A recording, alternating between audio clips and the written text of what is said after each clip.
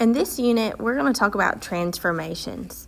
There are 4 types of transformations that we specifically talk about. The first one we're going to talk about is a translation. A translation is just a slide on a graph.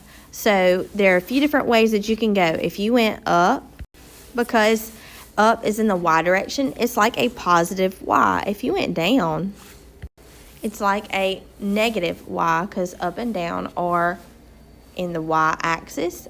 Positive and negative make you move in those directions. So since positive y is up, negative y is down. If you go left and right, you have the same idea, but because you're talking about x's, left is negative and right is positive.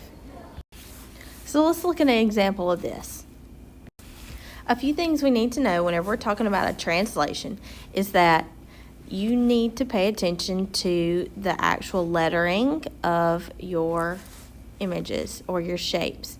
So the pre-image is the first shape, and the image is called the second shape. Another way you would know that this one is your new shape is if you look right there, there's a little apostrophe. Over here, there's not. So that little apostrophe in math is called a prime, and that tells you that this is your new shape and that the other one is your old shape. From here, what we need to do is pick any corner or any corresponding point. Corresponding means the points that technically match, and we're going to follow and trace them to see how many places we've moved. So for example, if I want to look at A, I need to see how far did A move to get to A prime, or the new A. So I want to count. You can only go side to side and up and down. So I want to go 1, 2, 3, 4, 5 spots to the right. Next, I need to look at going up and down on the y-axis. I went 1 up, so that means it's a positive y. So whenever I'm trying to write the rules of this, sometimes you're just going to need to know, did it move left or right, up and down, and by how many blocks. You will also see it written in another way. Because we are talking about x's and y's, any point that we can use will be related in the same way. We use a coordinate system for that purpose. So if I went 5 right, that means I went positive in the x direction, so I'm going to do a +5. And because I went up, it's a +1. So the cool thing is that now I could take any of the points that they gave me, and I could actually figure out where they are supposed to land without having to count it on a graph every time. So for example, let's look at C. The original C was -3, 4. But the new C, to get there, if I use my rule, I can plug those numbers here. So -3 + 5 gives me a +2. Then if I put in my y was 4. Y + 1, or 4 + 1, is 5. So my new C, or my C prime, would be 2, 5. And if I look here, that's exactly where it is at 2, 5. So you would find all of these, you're going to move on the exact same amount in the same direction. So if you went 5 right, up 1, you're going to have to do it for every image. 5 right, up 1, 5 right, up 1. So follow the rules for a translation. Again, a translation is just a slide, and you notice that these shapes look exactly the same on both sides. Our next type of transformation is a reflection. A reflection is just a flip over the axis. Later, whenever you get higher in geometry, you may have to flip over different lines. But for now, whenever we're in 8th grade, you're going to flip over the axis. So let's start with knowing that the y is up and down. There's your y-axis, and your x-axis is side to side. So whenever something flips, it's going to go from one side to the other, and it's going to match its shape. So for example, if I have a heart on this side, whenever it flips, it's going to look basically the same on that side. But if I had a heart on top and it flips over the x-axis, it's going to be backwards whenever it flips on the bottom. One important thing about both translations and reflections is that they never change their size. So just like whenever we saw our pictures earlier, the shape stayed the same size, on reflection, you're always going to keep the same size too. They just flip from one place to another. So here's an example whenever you see a reflection happen, because I can see first that this shape is my original shape because there are no primes attached to my shapes. Also, that one is labeled incorrectly. I apologize. But this one is my original shape, and the bottom is my new shape. So if I look at these, I'm going to figure out how did I get from A to A prime. Well, if I know I'm reflected because my image is backwards, it flipped over the x-axis right here. And how you can reflect it for yourself if you needed to draw your new shape, it's helpful if you draw the axis or make it like extra thick looking.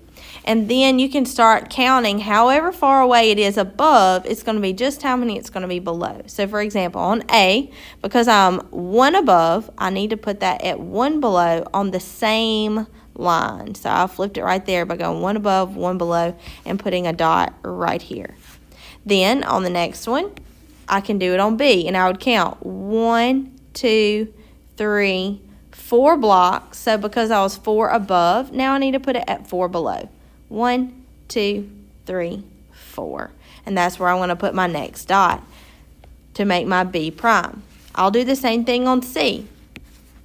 1, 2, 1, 2 to make that my C prime. So whenever you guys are doing this on your homework, the easiest way is to count to your blue line or the line that you're reflecting over and count however many it takes to get there, and then keep counting on that same vertical line, and it will draw your shape for you.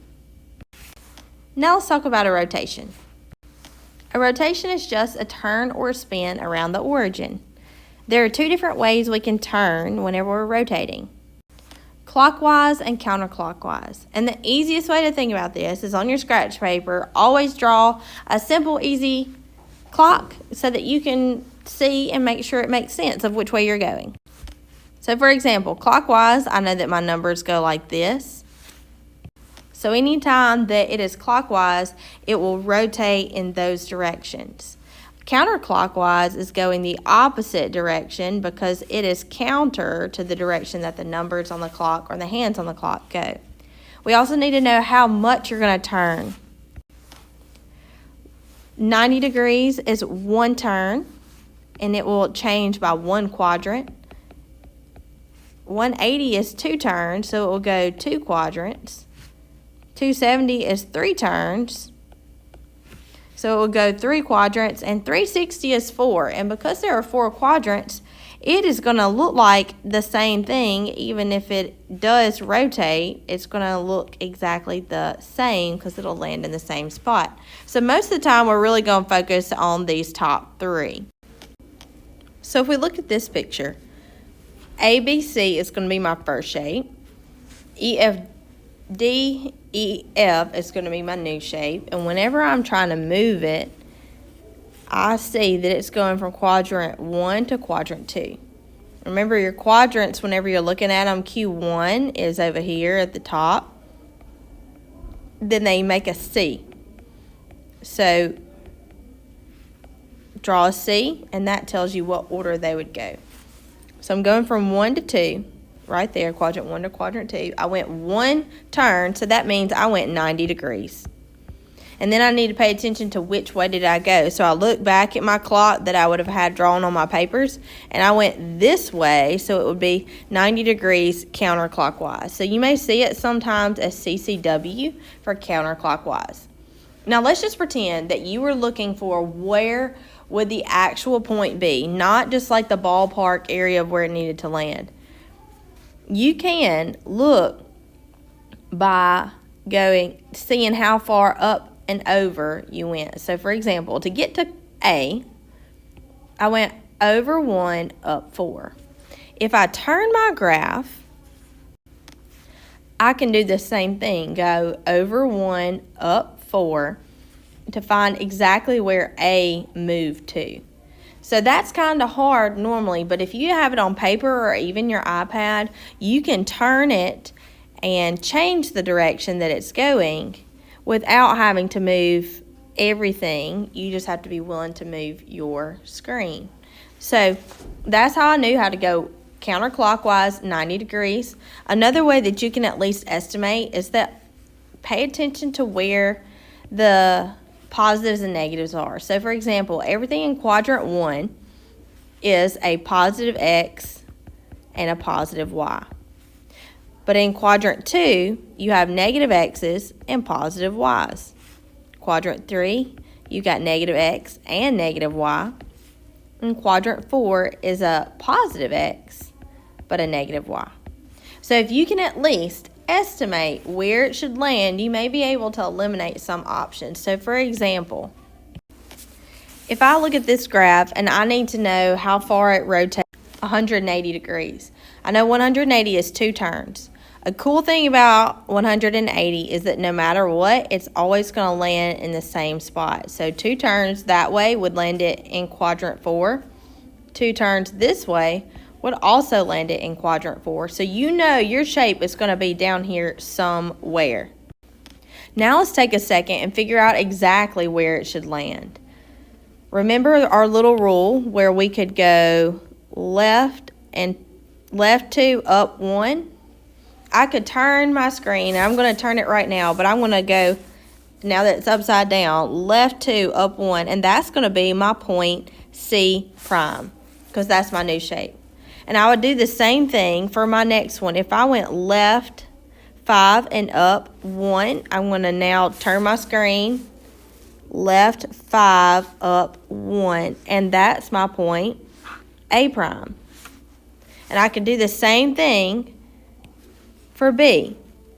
Left 4 up 3. Left 4 up 1, 2, 3. And there's my new point. So I really wouldn't actually draw these lines, but just so that you could see me count them, that's where they would land. And whenever they do, that's where my new triangle would be.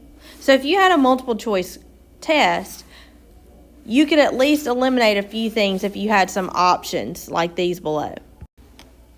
If you had not paid any attention and had trouble following that last piece, let's at least identify where we could land. We know 180 degrees is 2 turns, so it would have to go 1, 2, and land somewhere down here.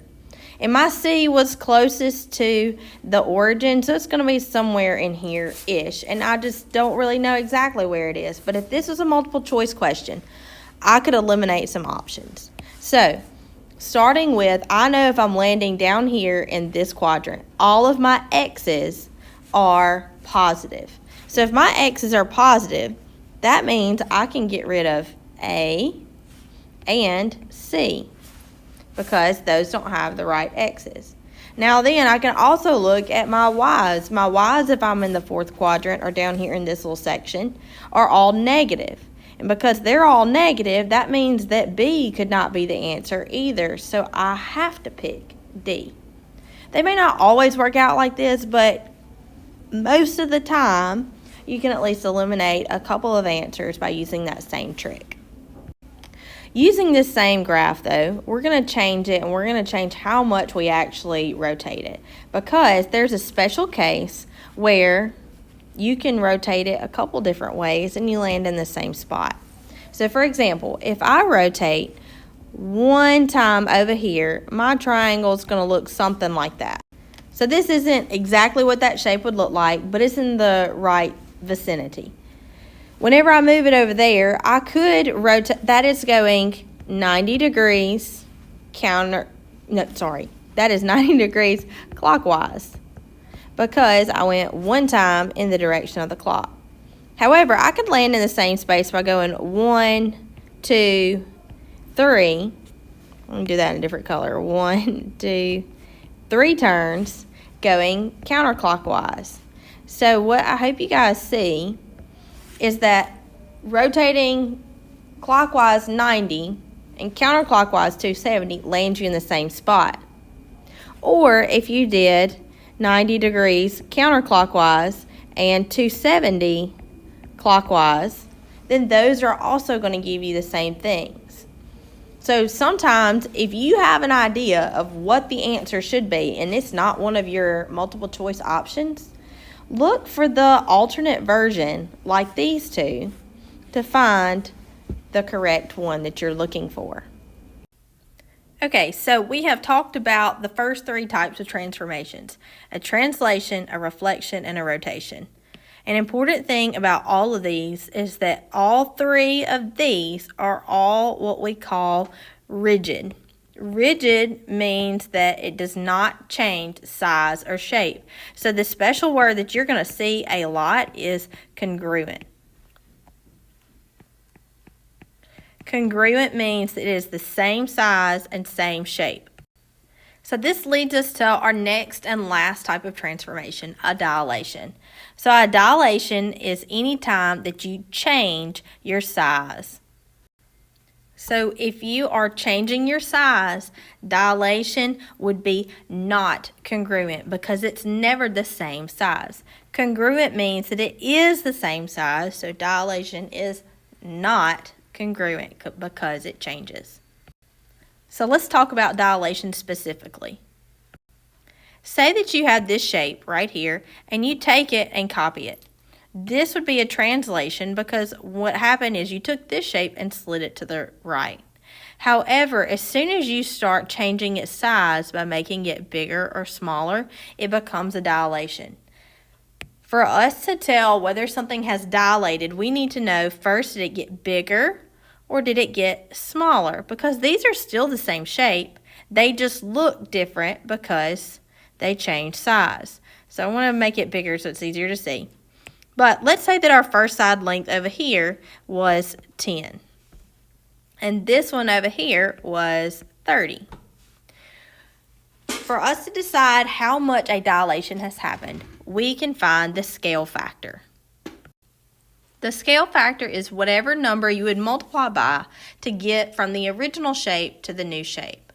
So another word for original shape and new shape, original shape would be called the pre-image, and your new shape is called the image. So to find the scale factor, what we need to figure out is what did I multiply by the first one to get to the second one. You can see that I just multiplied times 3 to make it get bigger. So the scale factor would be 3 because it got bigger. So sometimes it's not always an easy translation over there, so you may need to use a new way or an equation to find that. So to find scale factor, you can take the new shape side and the corresponding old shape size and divide those two to figure out how much did you multiply to get to the new shape. So for example, the new shape on this one was 30 long, and the corresponding side that matched was 10. 30 divided by 10 would give you 3. So that's your scale factor. However, this is different if you are trying to take it from a bigger object to a smaller object. Whatever you multiply by will not be a whole number or something that is a big number. It would need to be a fraction or a decimal. So let's look at an example of that. So on this one, you can look and see that I'm going from a big shape to a small shape. However, whatever my scale factor is still whatever I would multiply to go from this shape to that one. So for us to find scale factor, we need to identify what are my corresponding sides that actually match. So I look for things that match. A lot of times they're set up like this. Sometimes they may be turned or something like that. So what I look for is, can I find my smallest sides? So I see that these two are my small ones, so those are my corresponding sides here. So to find what my dilation is, by how much did it change, what's my scale factor? I'm again going to use that new shape divided by the old shape. So my new shape, the side that I'm going to look at is the 6. So scale factor is going to be 6 over 24 because that's the matching or corresponding side to it. 6 over 24 would reduce to simply 1 out of 4. So that's what I would multiply by, is 1/4 to go from my big shape to get to my new shape that's smaller. Now, you notice that there is another set of numbers, and I can double check that I did the right thing by trying to find the scale factor again. whenever I find the scale factor again, if I did it with the big numbers up here, I could do 7.5 over 30. And that may be a weird fraction to reduce, so you can use your calculator and get it to help you simplify, but it also turns into 1/4. So your scale factor is going to be a fraction or a decimal if it's going to get smaller. Or if it's an improper fraction or a whole number, then it would be your object getting bigger. So we've talked a lot about the different types of transformations. We've talked about a translation is a slide, a reflection is a flip, a rotation is a turn, a dilation is a change in size. Only 3 of those are rigid or congruent. That means that they had the same size and shape, and those are the top 3: translation, reflection, rotation. Dilation is not congruent because it is not the same size. However, all of these are what we call similar. Similar is whenever we had the same shape with the same ratios. And what I mean by that is, if you had a similar shape and you took it like this triangle right here, I can take that one and slide it and it's still the same shape. I can even turn it and it's the same shape. I can even make it bigger and it's still the same shape with the same ratios. However, if I took another one that looked like this, a tall, skinny one, that's still a triangle, but it's not similar because that one does not have the same proportions as your other one. Now, the last thing that we need to talk about is how do you always identify your new shape compared to your old shape? So one way that they'll symbolize the original shape and your new shape is they may just put a number 1 and a number 2 inside of those. Be careful though, sometimes they may ask, how do you get from 2 to 1? So again, whatever you're going to is your new shape. Whatever you're coming from is your old shape, but typically if they number them, the old one would be 1, and whatever you're going to is number 2. Here's another one that you will see, and you'll see this one a lot. The only difference between the new shape and the old shape is this one little thing right here. That is called a prime. It looks like an apostrophe, but in math, that's prime. That means it's the new shape. So for example, A corresponds with A prime, B corresponds with B prime. And if you actually had a third shape, you would have it where you have a double prime. So this is the original. The first new shape, the image, would have 1 apostrophe, and that's what we see the most. But 2 apostrophes meant that maybe you translated it this way the first time, and then you translated it down again later. So again, the primes mean that those are the new shapes, and you will normally see it from this version to this version. Now the last version is whenever they give you 2 different sets of letters on your shape, and especially it makes it hard whenever your shape gets turned or reflected like this one did. So whenever that happens, they almost always identify the shape by saying the shape, like mine would be a triangle, A, B, C, matches up with this other shape. And whatever is the corresponding side would be in the same spot. So this would be D, E, F.